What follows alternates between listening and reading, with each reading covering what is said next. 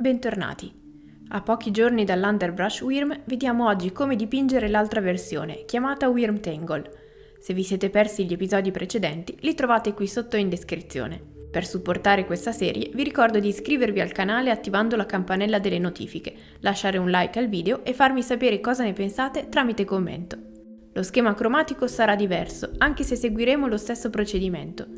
Partiremo dai colori base, daremo profondità alle ombre grazie agli shade e metteremo in risalto la texture con il dry brush. Non perdiamo altro tempo e cominciamo subito!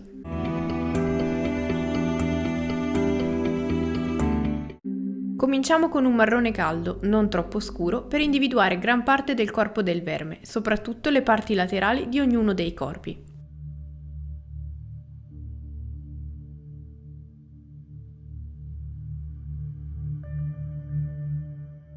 Come abbiamo visto nello scorso episodio, stenderlo abbondante ci permetterà di creare delle sfumature semplici e veloci.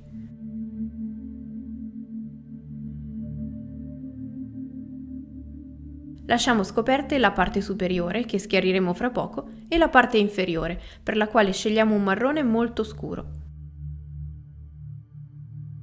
Stendiamolo mentre il marrone precedente è ancora bagnato, così da poter intervenire subito con il pennello sul confine tra i due colori, in modo da creare uno stacco liscio e omogeneo. Cerchiamo di capire su ognuno dei corpi quale sia la parte del dorso e quale quella del ventre, seguendo il verso delle loro rotazioni. Una volta fatto, passiamo quindi ad un beige, con il quale fare lo stesso procedimento appena visto, ma per la parte lasciata scoperta finora.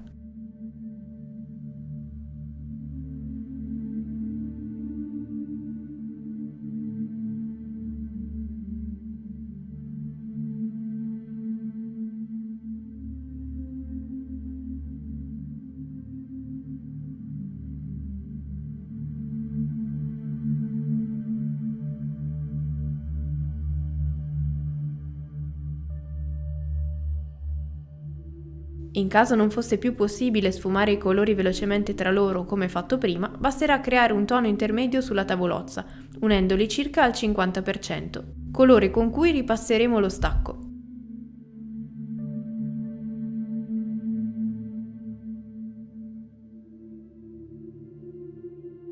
Scegliamo poi un colore avorio scuro, con cui ripassare gli elementi ossei che ha sulle teste, comprese le tenaglie.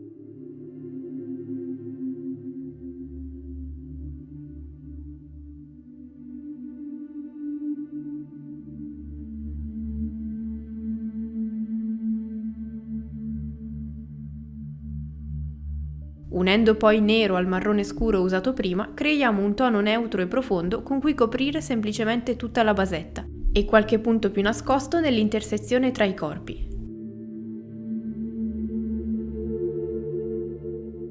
Una volta che anche i teschi si saranno asciugati, potremo usare il tono intermedio di prima per identificare con facilità le tenaglie interne e le parti visibili delle teste.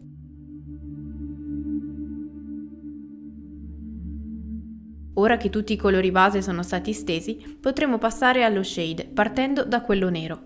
Con questo andremo a intensificare le ombre di tutte quelle zone più scure e intermedie, di corpo e basetta, lasciando da parte le zone più luminose.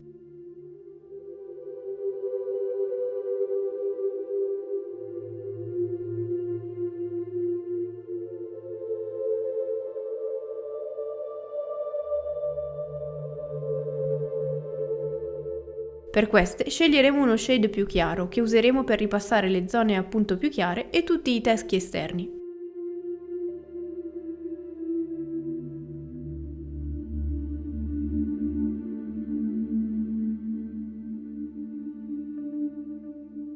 Sarà molto importante lasciare asciugare perfettamente gli shade prima di passare al passo successivo, ovvero il dry brush.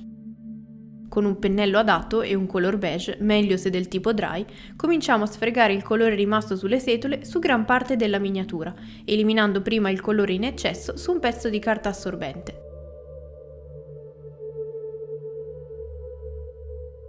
Con un color avorio facciamo lo stesso ma per le zone più chiare dei corpi e gli elementi sulle teste.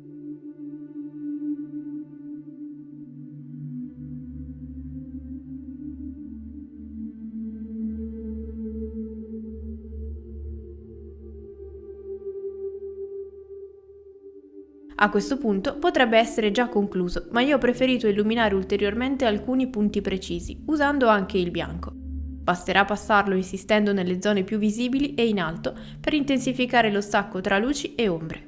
E con questo si conclude anche il Wyrm Tangle. Spero che dipingerlo risulti più semplice che batterlo in gioco e leggerne il nome. Se questo video vi è piaciuto lasciate un like, iscrivetevi e date un'occhiata alla descrizione per altri video interessanti e il canale delle live. Io vi ringrazio, vi saluto e vi do appuntamento al prossimo video. Ciao!